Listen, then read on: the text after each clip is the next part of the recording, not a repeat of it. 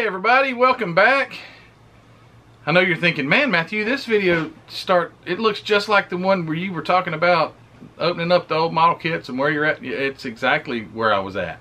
It's because it's like literally a minute later that I just finished making that video. But anyway, this is a new one, and as you saw in the thumbnail, I'm going to start a third model kit. A third model kit, huh Matthew? Can you finish one? Yes, I can.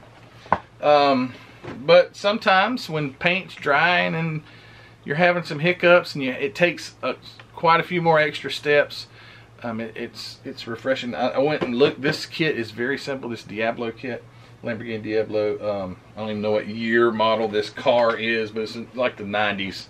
Like, you know what I'm saying, it's the awesome Lamborghini Diablo. The Mercedes, my chrome paints. I've had some hiccups, so I'm not taking a break on. I'm about to finish it up, but that video is soon to come. But this video, I'm going to just get started, and actually, when you see this video, maybe the Mercedes is already built. I don't know, because I'm going to work on them together. I also have my GTX right over here that I've got to get back to work on. It's honestly not that much to finish this GTX, except painting everything, finishing, gluing some stuff together and things like that. But it's going to be a great looking ride. They moved the date for the USAC build off to March because Mark Batson hurt himself, fell down recently, and had some pretty severe injuries, actually, concussion and things like that. So you guys remember Mark, and go check out his channel if you hadn't already, Hobby Dude 007. But we pushed the date off because Mark is the one that picked the GTX kit, so we don't want to finish it up and him not be able to participate. So with that said, I'm going to open up this Lamborghini kit. I've already done a haul video on it, and you've already seen it before. So what I'll do is I'll go ahead and get it out, get the parts cut off, and we'll see where this thing's going to go. It's a simple kit. It's kind of like a curbside. It's got like a half of an engine in it, but we'll see. So stand by. Alright, so I've got all the parts off the trees except for some small parts with like left and right stuff. I'll leave those on until I'm ready to install them. For the most part, I've got all the parts cleaned up as far as coming off the sprue and stuff like that. Let me ask you guys something. So a lot of models will you have to install either the rear roll pan or the front after the chassis is installed, and I just hate that because I personally like, and I've already done some sanding to get some fitting and all done, but I like to have all my stuff on before paint. So I'll always look for a way to be able to install, is this upside down? A way to be able to install, you know, those things before paint. Because you can obviously, I can't get this darn thing to, there we go. Like this front nose here. Oh wow, that's nice and blurry. It's got too many parts behind it. It says, but anyway, this nose here, so I would want to get that installed first, then paint it. But then what you run into is you have, like, here's the chassis, and you have to either decide that it will fit with the rear, or like this may, see, this will actually go, maybe not, maybe this will. I think, okay, so with this one I think it will, although the instructions, they want to show you putting that thing on last. It looks like to me, if I could get this just to stay on just for a dang second, yeah, it looks like that will, because this doesn't go under. Matthew, your junk is so blurry. I know, sorry.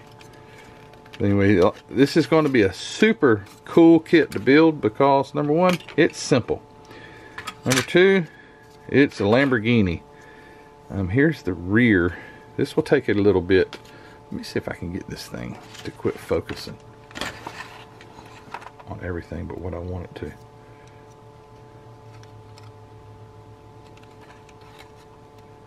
No, that didn't work. Let me try the box.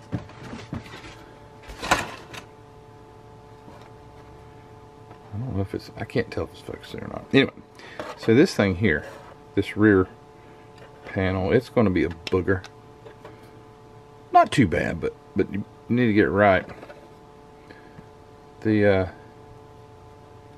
I've been sanding and filing on this thing, but the way it fits, it's got to be right on, because it isn't that, it's a body line. So once you get it glued, like right there, then you have to sand it to try and make that line disappear. But you got to get them both lined up on this one, and they're not exactly the same. If you'll notice, which that looks really nice, but still have to get it all to fit right. But if you'll notice on your models, just compare like especially if it's an older model, compare like one side to the other. And because I think a lot of their molds were handmade, a lot of the older stuff. Now I don't know about this. This is out of the early 90s, so I don't think there wouldn't be any like computer. But a lot of times you'll have differences. They won't be just exactly the same. It's not like a 3D printer spit this thing out and it's exactly perfect. So you have to do some maneuvering and trimming and all that stuff. But what a cool car. If you've ever seen one of these in real life, they're much smaller than they seem to be. They're like, because they're so low to the ground, they're not a big giant car. Now wide, yes, they're very wide, but they were not a very large car at all. But were they not the coolest supercar? I mean, this came after the Countach, so Countach was obviously, unless you're like a Ferrari Testarossa guy, but I would have taken a Lamborghini Countach over all of them. This is going to be nice. It's got fairly good panel lines, which thrills the heck out of me, because one thing that I'm not good at yet is scribing. Now if you'll notice, there's a parting line. Easy to get rid of. Just the best place. There's a parting line that goes all the way down here. I've already sanded some of it off the rear. But anyway, it's going to be a nice little car. What color should I paint it? I've got a lot of MCW paint that I could paint. I have so many colors, but but red is so awesome, especially on a Lamborghini, or a yellow. I don't know. Have to see maybe what color I could paint it. I think that I don't know. Hold on just one second. So here are like some reds that I have. I've got Guards Red, which is a cool color. I forget what I painted Guards Red. I think maybe that Mercedes car that I built a while back, it was red. Cool. I've got Rally Red, which is a lot more orange than red, and I don't know if I've ever seen an orange Diablo, but I love orange. I have more orange colors too, by the way, not just, this is just red. I have Candy Apple Red, which is definitely a nice color. I have Bright Red, which is like what I painted my 40 Ford with, my Pro Street 40 Ford. And then I have Ferrari Red. I know it's not a Ferrari, but still, Ferrari Reds are really nice red. But I have yellows, creams, blues, metallics. I have a ton of metallics. I tend to like solid colors better than non-metallic colors, but I don't know. It's kind of like, I always go like to a red or something. I mean, for heaven's sake, look, red. This Mercedes, which is cool, and it's coming along. But anyway, I don't know. I've got to make a decision. Some people mentioned on my 1/20th scale Countach, if I build it and paint it white. But I'm not sure if I ever saw a white Diablo. So throw out some hints, if you don't mind, in the comment section. Like, what color should I paint this thing? This is going to be a quick build. This thing will need paint really soon, because a nice sanding, some primer, front and rear on there. If The front and rear can be on there. I've still got to do some test fitting to make sure that the chassis will accept with the front and the rear on. And I do think it will. And the reason being, and you already said this, Matthew, is because I can put the rear in first, I think, and then the front will go into place under that front bumper. So I think that will work. So I'll be able to paint and get a nice paint job. There are also other body panels and things that will go on it that I haven't even touched yet. But anyway, like the rear spoiler that goes across, all those things. But I like to have the majority of my stuff assembled when I go to paint it. I will de-chrome these wheels, those classic Diablo wheels,